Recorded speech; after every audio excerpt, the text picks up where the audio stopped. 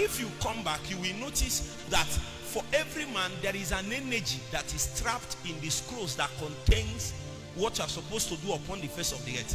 It is not something you can enter into with your cerebral capacity. So the man that was speaking a step forward was saying who is worthy. It was there that we realized that there is a capacity you need to retain within yourself. There are things that we are giving to you as a gift, but the entrance into the dimensions of your ordination is not by gift. It is something you labor into by priesthood. It is when a man gives himself to priesthood, when a man learns the way of the altar, after certain points, certain things about your life will begin to manifest that you never know. I never know I'm such a man. People see me this day, they say, you are a young man came and told me, he said, you are a lion. Who is a lion? I know whom I was before the hand of God came upon my life. When he came, a man came out that I didn't know existed. It was because I gave myself to priesthood. Then power eternal begin to manifest. Sister, let me tell you, you don't know yourself. The testimony that men gave you is not even the ones that your parents gave you. If they have not traveled deep in God, it's not even correct. My mother called me and said that you will do ministry, but as you are doing it, find a very good office job.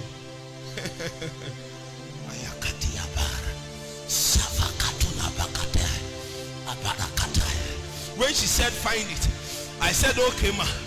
I went to one place. Every day I will be inside.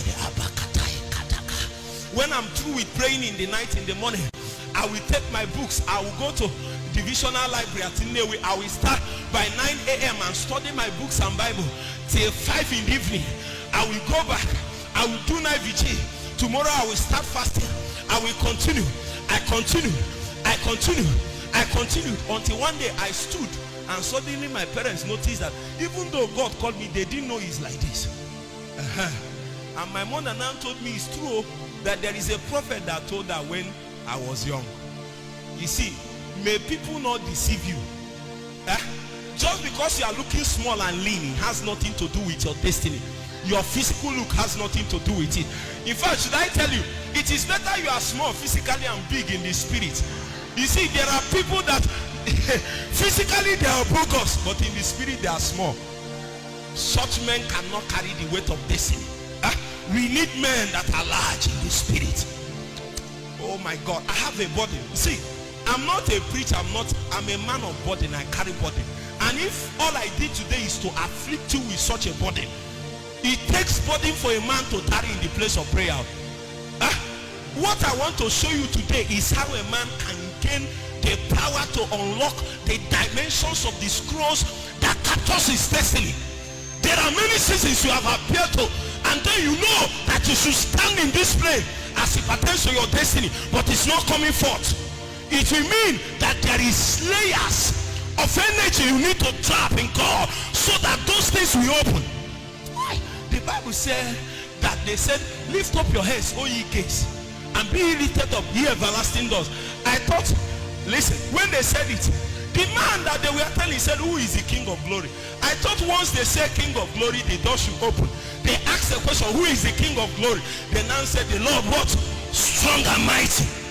Takes might and power. Takes strength in the nama. Many things we begin to unlock. Daddy, I had somebody gave me a prophetic word that time. He said that what he saw was like a counter. A counter, you know, this bank tellers in a bank, that what he saw is many ministers, young and old, people from this our region, and they came to that counter. That counter admits or rejects people in context with ministry in this terrain, in this Nigeria. So people are coming there. If you come to that counter, the only reason you will be qualified is if you are an Igbo man.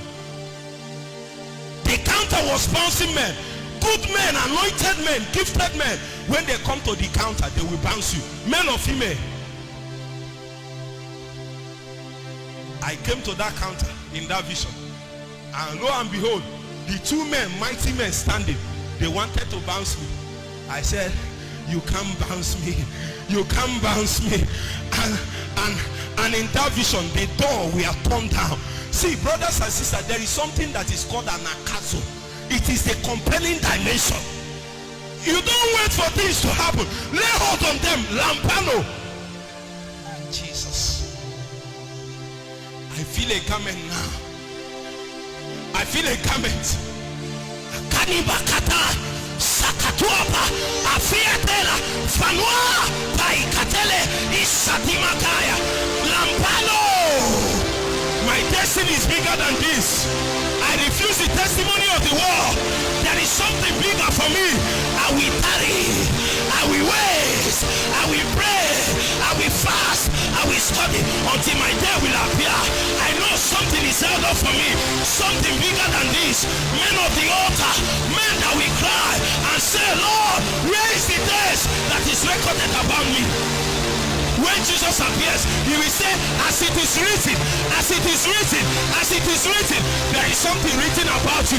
Today it will be unveiled, and men will walk upon it by power.